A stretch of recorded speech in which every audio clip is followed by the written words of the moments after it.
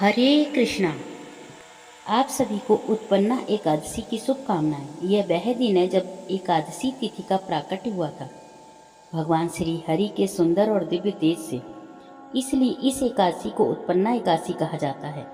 माघ शीर्ष माह के कृष्ण पक्ष की एकादशी तिथि को यह एकादशी आती है और यह वर्ष में आने वाली सभी बड़ी एकादशियों में से एक है।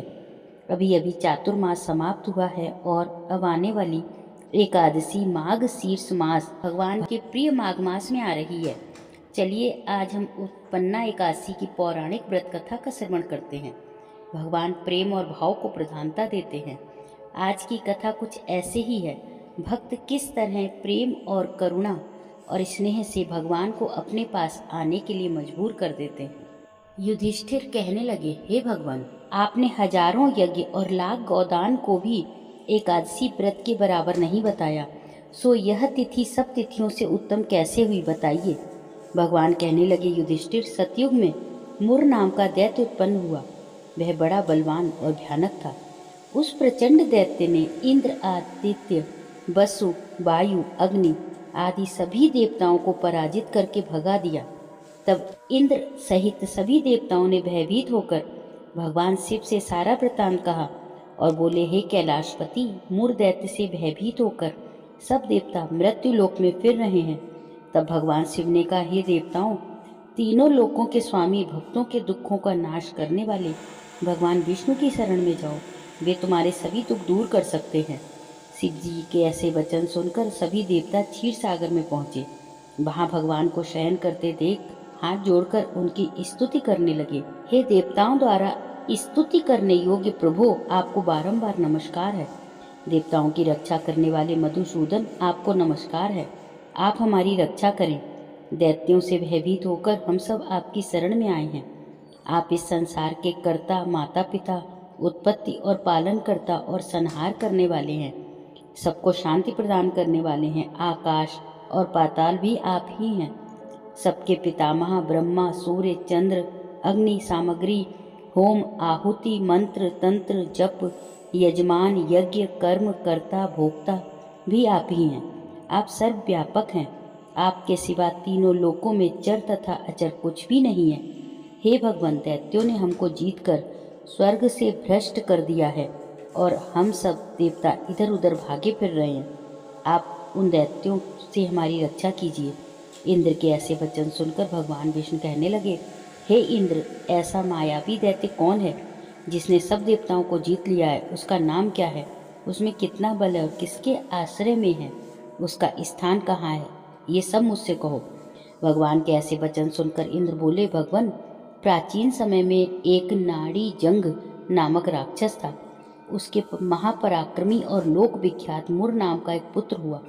उसकी चंद्रावती नाम की नगरी है। उसी ने सब देवताओं को स्वर्ग से निकालकर वहां अपना अधिकार जमा लिया है। उसने इंद्र, अग्नि, वरुण, यम, वायु, ईश, चंद्रमा, नैऋत्य आदि सबके स्थान पर अधिकार कर लिया है। सूर्य बनकर स्वयं ही प्रकाश करता है, स्वयं ही मेघ बन बैठा है और सबसे अजय है। हे असुर निकंदन, उस दुष्ट को मारकर देवताओं को अजय बनाइए। यह वचन सुनकर भगवान ने कहा, हे देवताओं, मैं शीघ्र ही उसका संहार करूंगा। तुम चंद्रावती नगरी जाओ। इस प्रकार कहकर भगवान सहित सभी देवताओं ने चंद्रावती नगरी की ओर प्रस्थान किया। उस समय जब दैत्य मुर सेना सहित युद्ध भूमि में गरज रहा था, उसकी भयानक गर्जना सुनकर सभी देवता भय के मारे चारों दिशाओं में भागने लगे। जब स्वयं भगवान रणभूमि में आए तो दैत्य उन पर भी अस्त्र शस्त्र लेकर दौड़े। भगवान ने उन्हें सर्प के समान अपने बाणों से बींध डाला। बहुत से दैत्य मारे गए, केवल मुर बचा रहा। वह अविचल भाव से भगवान के साथ युद्ध करता रहा। भगवान जो जो तीक्ष्ण वार चलाते, वह उसके लिए पुष्प सिद्ध होता। उसका शरीर छिन्न भिन्न हो गया, किंतु वह लगातार युद्ध करता रहा। दोनों के बीच मल्ल युद्ध हुआ और वह 10,000 वर्ष तक चलता रहा, किंतु मुर नहीं हारा। थककर भगवान बद्रिकाश्रम चले गए। वहाँ हेमवती नामक सुंदर गुफा थी। उसमें विश्राम करने के लिए भगवान उसके अंदर प्रवेश कर गए। यह गुफा 12 योजन लंबी थी और उसका एक ही द्वार था। विष्णु भगवान वहां योग निद्रा की गोद में सो गए। मुर भी पीछे पीछे आ गया और भगवान को सोया देखकर मारने को उद्यत हुआ। तभी भगवान के शरीर से उज्ज्वल कांतिमय रूप वाली देवी प्रकट हुई। देवी ने राक्षस मुर को ललकारा, युद्ध किया और उसे तत्काल मौत के घाट उतार दिया। श्री हरि जब योग निद्रा की गोद से उठे तो सब बातों को जानकर उस देवी से कहा कि आपका जन्म एकादशी के दिन हुआ है, अतः आप उत्पन्ना एकादशी के नाम से पूजित होंगी। आपके भक्त वही होंगे जो मेरे भक्त हैं। जय श्री हरि। कौन थी कर्माबाई? क्या है कर्माबाई के खिचड़े का रहस्य? राजस्थान के नागौर जिले की मकराना तहसील में एक गांव है कालवा। इस गांव में जीवन राम रूडी के घर 17वीं सदी में एक पुत्री का जन्म हुआ। बहुत मिन्नतों के बाद पुत्री का जन्म हुआ था। उसका नाम कर्मा रखा गया। जीवन राम बहुत धार्मिक पुरुष था और अनन्य कृष्ण भक्त था। उसने अपने घर में मदन मोहन नाम से मंदिर बना रखा था और प्रतिदिन भगवान कृष्ण की पूजा करते, भोग लगाते, भोग के बाद ही भोजन ग्रहण करते। ये उनका नित्य नियम था। इसी प्रकार समय बीतता गया। कर्माबाई अपने पिताजी को कृष्ण भगवान की पूजा करते देखती, भोग लगाते देखती। यही सब देखते देखते वह सीख गई। वह 13 वर्ष की हो गई थी। एक बार जीवन राम को कार्तिक पूर्णिमा स्नान के लिए पुष्कर जाना था। उसकी पत्नी भी साथ जा रही थी। वो कर्मा को भी साथ ले जाना चाहते थे, लेकिन समस्या आ गई कि उनकी अनुपस्थिति में भगवान को भोग कौन लगाता। इसलिए उन्होंने कर्मा को ये जिम्मेदारी सौंपी और बोले, पुत्री, हम दोनों पुष्कर स्नान के लिए जा रहे हैं। तुम सुबह भगवान को भोग लगाना, उसके बाद ही भोजन करना। कर्मा ने ये जिम्मेदारी सहर्ष स्वीकार कर ली। माता और पिता तीर्थ के लिए चले गए। कर्मा ने सुबह स्नान आदि करके बाजरे का खिचड़ा बनाया और पूजा के लिए अपने घर में बने भगवान के मंदिर में रखा और भोग की थाल भगवान के सामने रखकर हाथ जोड़कर बोली, प्रभु, भूख लगे तो भोग लगा हुआ है, आप भोग ग्रहण कर लेना, तब तक मैं घर के और काम कर लेती हूँ। इसके बाद वो काम करने में जुट गई।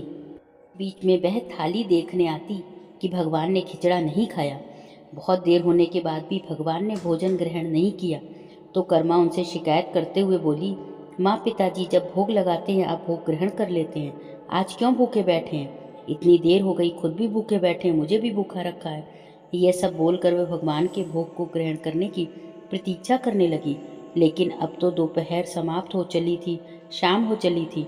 भूखी कर्मा रुआंसी हो गई और दुखी होकर बोली, हे भगवान, आप ग्रहण कर लीजिए, अन्यथा मैं भूखी रह जाऊंगी। अंततः कान्हा के काठ की मूर्ति से आवाज़ आई। कान्हा बोले, कर्मा, तुमने पट बंद नहीं किया, मैं भोग कैसे ग्रहण करूं? यह सुनकर कर्मा ने पट खींचकर ओट कर दी। भगवान ने खिचड़े का भोग ग्रहण किया और थाली पूरी खाली हो गई। कर्मा ने पलट कर देखा तो भोग की थाली में भोग नहीं बचा था। कर्मा बोली, भगवान, इतनी सी बात थी, पहले बता देते, खुद भी भूखे रहे, मुझे भी भूखा रखा। इसके बाद कर्मा ने खिचड़ा खाया। अब वह प्रतिदिन खिचड़ा बनाती और भगवान जी भोग ग्रहण करने आते। इसी बीच उसे ऐसा लगा कि भगवान को मुझे सुबह ही भोग लगा देना चाहिए, क्या पता उन्हें जल्दी भूख लग जाती हो। साफ सफाई, नहाने धोने के कारण भगवान के भोग में देर हो जाती है। इसलिए वह सुबह उठकर भोग बनाने लगी और भगवान को भोग लगा देती, फिर अपने दिन भर के काम करती। कुछ दिनों के बाद उसके माता पिता तीर्थ से लौट आए। आते ही उन्होंने अपनी लाडली पुत्री से पूछा, पुत्री, तुमने किसी भी दिन भगवान को भूखा तो नहीं रखा? कर्मा बोली, नहीं पिताजी, मैं तो रोज भोग लगाती थी। फिर जब माँ रसोई घर में गई तो जाते ही उन्होंने देखा कि गुड़ का मटका पूरा भरा था, वह खाली कैसे हो गया? उन्होंने कर्मा को बुलाया और पूछा, पुत्री, गुड़ कहाँ है? कर्मा ने बताया, रोज भगवान कृष्ण उसके पास आते और खिचड़े का भोग ग्रहण करते, कहीं मिठास कम ना हो जाए, इसलिए खिचड़े में गुड़ कुछ ज़्यादा डाल दिया। उसने पहले दिन हुई परेशानी के बारे में भी बताया। कर्मा ने कहा, भगवान जी ने बहुत देर तक ग्रहण नहीं किया था भोग, फिर पट बंद करने पर किया। यह सुनकर माता पिता चकित रह गए। उन्होंने सोचा, जिन ईश्वर के आशीर्वाद के लिए इतनी दूर तीर्थ यात्रा पर गए, जिन्हें पाने के लिए लोग जाने क्या क्या करते हैं, कहाँ ढूंढते हैं, वे भगवान उनकी बेटी के हाथ से घर में खिचड़ा खाते हैं, कैसे संभव है? उन्हें चिंता हुई कि बेटी कहीं बावली तो नहीं हो गई। यह भी सोचा कि कहीं ऐसा ना हो कर्मा ने ही पूरा गुड़ खा लिया हो। तो उन्होंने कर्मा ने कहा, अगर आपको यकीन नहीं है तो कल देख लीजिएगा, मैं खुद भगवान को भोग लगाऊंगी। इस आश्चर्य से वे रात भर सो नहीं पाए। दूसरे दिन कर्मा ने खिचड़ा बनाया और मंदिर में भोग की थाली रखकर पट बंद कर दिया और बोला, हे भगवान जी, ये लोग नहीं मान रहे कि मैंने ही आपको ही गुड़ खिलाया है, अब आप भोग खाकर सिद्ध कर दीजिए। भक्ति की पुकार सुन भगवान को आना ही था और कान्हा खिचड़ा खाने चले आए। अब जब पट खुला तो जीवन राम और उनकी पत्नी आश्चर्यचकित थे कि भोग की थाली में भोग बचा ही नहीं था। फिर कर्मा का जीवन प्रतिदिन भोग लगाते ही निकला। जब उनके माता पिता नहीं रहे तब वे एक दिन अपने कान्हा की मूर्ति साथ लेकर तीर्थाटन के लिए निकल पड़ी, परंतु भगवान की कृपा से उन्हें हर दिन खिचड़ा बनाने के संसाधन मिल ही जाते और वे प्रतिदिन कान्हा को खिचड़ा खिला देती। तीर्थाटन करती हुई देवी कर्मा भगवान जगन्नाथ की नगरी पहुंच गईं और वहीं रहने का मन बना लिया। वहां भी रोज भगवान को खिचड़े का भोग लगाती और पट बंद कर देती। भगवान भी प्रतिदिन उनके भोग को ग्रहण करते। जिस दिन उन्होंने पहली बार जगन्नाथपुरी में खिचड़ा बनाया, उसी दिन उनके पास से जा रहे एक बालक ने उनसे कहा, माता, घी की बड़ी अच्छी सुगंध आ रही है, क्या भोजन बचा है? देवी कर्मा ने कहा, हाँ बालक, बचा है, तुम बैठो, मैं तुम्हें देती हूँ। यह कहकर देवी कर्मा ने उस बालक के लिए भी खिचड़ा लगा दिया। बालक पूरे मन से स्वाद लेकर खा रहा था। देवी कर्मा को यह देखकर बड़ी सुख की अनुभूति हुई। उस बालक ने खाते खाते पूछा, माँ, क्या मैं कल भी आ जाऊँ तो भी खिचड़ा दोगी? यह सुनकर देवी कर्मा मुस्कुराई और बोली, हाँ पुत्र, तुम यदि प्रतिदिन आओगे तो मैं प्रतिदिन तुम्हें खिचड़ा खिलाऊंगी, तुम निसंकोच आना। यह सुनकर बालक प्रसन्न हुआ और प्रतिदिन देवी कर्मा के पास खिचड़ा खाने आया करता था। एक दिन जब वह बालक खाना खाकर जा रहा था, तभी उसने देखा कि एक साधु बाबा वहां आकर देवी कर्मा से कह रहे थे, हे देवी, आप बहुत धार्मिक महिला हैं, भगवान को प्रतिदिन भोग लगाकर खाती हैं, परंतु इन सबके भी नियम होते हैं। आपको बिना नहाए ऐसा नहीं करना चाहिए। आप तो भगवान की परम भक्त लगती हैं। हे देवी, प्रतिदिन साफ सफाई के बाद नहा धोकर ही भगवान का भोग लगाया करें। यह सुनकर देवी कर्मा ने उनको हाथ जोड़कर प्रणाम किया और कहा, जी साधु बाबा, आप जैसा कह रहे हैं वैसा ही करूँगी।